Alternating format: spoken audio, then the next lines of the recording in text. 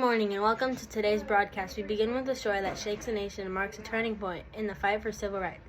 9 African American students courageously tried to integrate Central High School in Little Rock, Arkansas. Schools were already supposed to be integrated after the Board v. Brown trial, but Governor of Arkansas refused. 2 weeks ago, on September 4th, students arrived at Central High School determined to get their shot at an equal education. But on their first day of school, angry mobs did not give the students a very kind welcoming. The governor also called in the National Guard in order to keep the students out of the school so they can't attend class.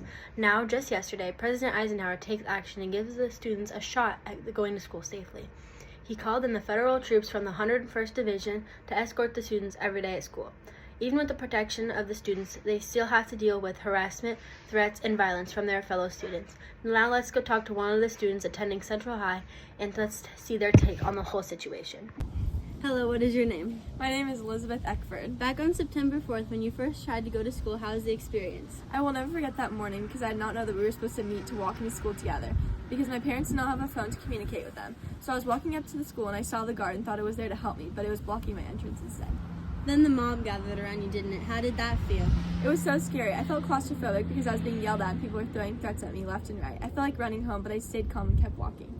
Well, that's so scary. Now skipping forward a little bit to when President Eisenhower called in the 101st Regiment to help protect you, how did you feel? I felt so relieved because now I could get to class safer than before. I still got plenty of insults all the time. The experience was much safer with the 1,000 guards there to help protect me. Thank you so much for the interview. Now back to the studio. Thank you for joining us on this important story. Stay with us as we continue our coverage on the civil rights movement and current things shaping our nation. We'll be right back after this break.